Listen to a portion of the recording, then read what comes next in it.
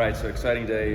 Classes begin today. So a day without practice. We have to take so many days off essentially before our first game, and with our start time where it was today is a logical place. We used this model last year, and I always felt looking back that the first day of school, of classes, was always a day where guys are generally focused in that direction, being in the right place, all that stuff, more than they were on the practice field. So we had a brief meeting this morning, set them on their way, and we hope that the 23-24 academic year is off to a great start today.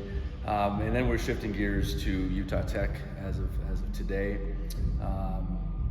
First games are always their own based on the year, and this happens to be a situation where same head coach, but a lot of change within their program, both on the coaching staff, but then also a lot of personnel turnover.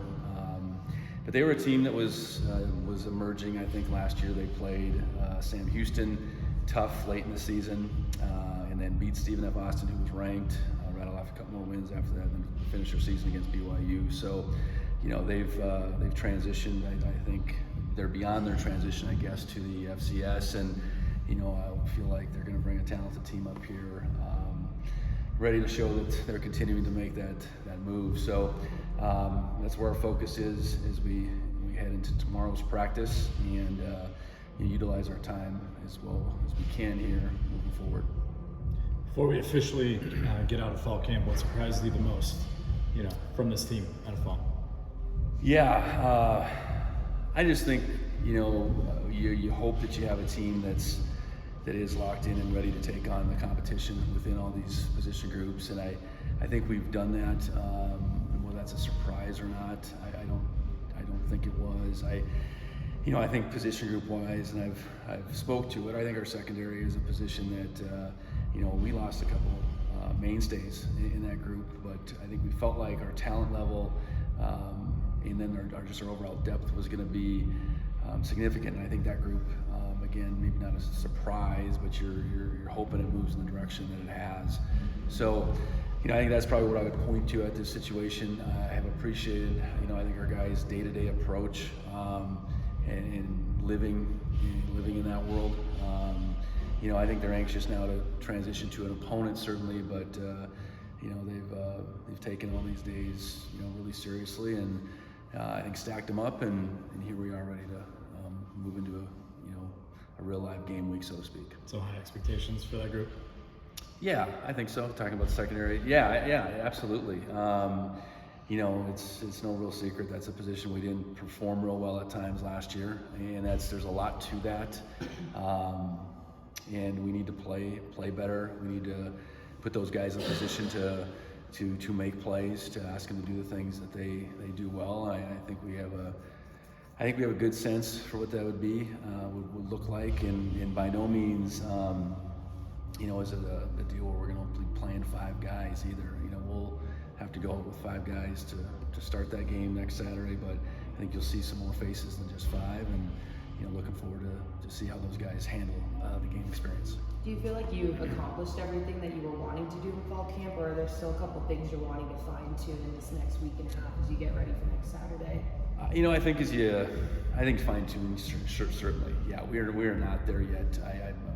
We play on the 2nd. We don't play today or tomorrow. And you stack your days up. You plan accordingly. But I think as far as starting point to this first day of school, pleased with the progress.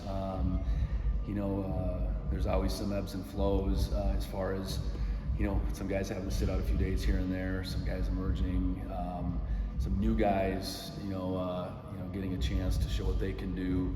And I speak to new guys, transfers and freshmen alike.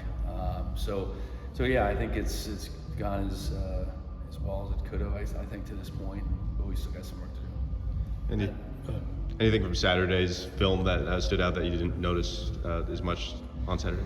Yeah, I think I didn't really highlight anybody as I walked in here that day.